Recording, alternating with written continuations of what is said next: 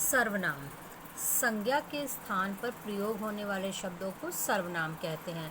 बच्चों, हम सर्वनाम के विषय में विस्तार से पढ़ चुके हैं और आप सब जान चुके हैं कि संज्ञा के स्थान पर प्रयोग होने वाले शब्दों को सर्वनाम कहते हैं। सर्वनाम का अर्थ होता है सबका नाम, यानी कि ऐसे नाम जो हम सबके लिए प्रयोग करते हैं, चाहे वह को लिंग से संबंधित तो लड़का हो, लड़की हो, बूढ़ा हो, बुढ़िया हो, सभी लिंगों के लिए वो एक जैसे रहते हैं। सर्वनाम का अर्थ है सबका नाम, यानी कि सर्व का अर्थ है सबका और नाम मीन्स संज्ञा, यानी संज्ञा जो भी है उनके लिए, सबके लिए एक ही नाम का प्रयोग करते हैं, उसे सर्वनाम कहते हैं। आज का अभ्यास कार्य आपको हिंदी असाइनमेंट में दिया गया है। यह पेज नंबर 29 और 30 यानी 29 और 30 पर दिया गया है। आइए इस पर चर्चा आरंभ करते हैं। दी गई वर्ग पहेली में से 8 सर्वनाम शब्द ढूंढकर उन पर गोले लगाइए। तो इसमें देखिए, सब ये जो वर्ग पहेली दी गई है इसमें से आपने सर्वनाम शब्दों को ढूंढकर उन पर गोला लगाना है। तो पहली ही लाइन में हमें एक सर्वनाम शब्द मिला तुम, और इधर दूसरी लाइन में मिला वे, और यहाँ पर तीसरे में मिला है यहाँ पर हमारा। उसके बाद है यहाँ उन्हें, वह, मैं और आप। इस तरह से यहाँ आपको ये सर्वनाम शब्द ढूंढने हैं और इन पर आपने गोला लगाना है। इससे अधिक आपको मिल सकते हैं तो आप कोशिश कर सकते हैं कि और कोई और सर्वनाम हो तो आप उस पर अपने आप से भी गोला लगा सकते हैं। अगला प्रश्न है, निम्नलिखित वाक्यों में सही शब्द भरिए। डैश कल बाजार जाऊंगी। तो जाऊंगी जो होता है वो अपने लिए प्रयोग होता है ना। तो आप यहाँ पर मैं शब्द भरेंगे, मैं कल बाजार जाऊंगी। दूसरा शब्द है, दूसरा वाक्य है, संचित डैश छोटा भाई है। संचित डैश छोटा भाई है। तो इसमें संचित मेरा छोटा भाई है, संचित उसका छोटा भाई है, संचित हमारा छोटा भाई है और संचित आपका छोटा भाई है। तो ये 4 सर्वनाम शब्द इस वाक्य में भरे जा सकते हैं। आप कोई एक सर्वनाम शब्द अपने इस रिक्त स्थान में भर सकते हैं, लेकिन आपको पता होना चाहिए कि ये चारों ही सर्वनाम शब्द सही हैं। उससे अगला वाक्य है, डैश मेरी अध्यापिका बहुत अच्छी, डैश अध्यापिका बहुत अच्छी हैं।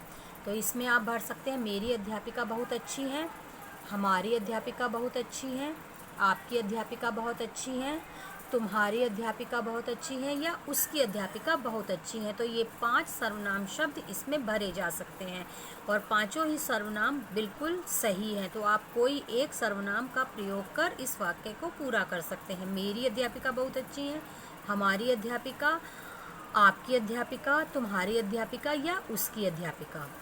अगला वाक्य है, डैश कहाँ जा रहे हो। तो ये हो जो है वो तुम के साथ प्रयोग होता है, तो आप लिखेंगे तुम कहाँ जा रहे हो। यहाँ पर केवल एक ही सर्वनाम का प्रयोग होगा, तुम। इसके बाद है, डैश दूध पी रहा है। तो इसमें वह दूध पी रहा है, यह दूध पी रहा है। तो वह और यह में से कोई एक सर्वनाम का प्रयोग कर आप इस वाक्य को पूरा कर सकते हैं।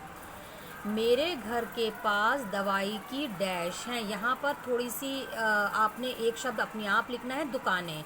यहाँ पर दुकानें शब्द जो है वो नहीं लिखा गया है, आपने इस वाक्य को पहले ठीक करना है। मेरे घर के पास दवाई की, यहाँ कई तो काट देना है, दुकानें लिखना है से पहले। मेरे घर के पास दवाई की डैश दुकानें हैं। तो आप उस वाक्य में कुछ दुकानें हैं या कई दुकानें हैं आप इसमें भर सकते हैं। मेरे घर के पास दवाई की कुछ दुकानें हैं या मेरे घर के पास दवाई की कई दुकानें हैं। तो इस तरह से आपने इस वाक्य को सही करके पूरा करना है। ऐसे ही नीचे वाले वाक्य में भी, अलमारी में कुछ डैश रखी हैं। अलमारी में कुछ डैश रखी हैं। तो यहाँ पर आप पुस्तकें शब्द लिख सकते हैं अपने आप, ठीक है। तो इसको आप पहले पुस्तकें लिख के इस वाक्य को सही करेंगे। अलमारी में कुछ पुस्तकें रखी हैं या अलमारी में कई पुस्तकें रखी हैं। इस तरह से सही करके आपने इस वाक्य को पूरा करना है। अगले पेज पर चलते हैं। Page number 30।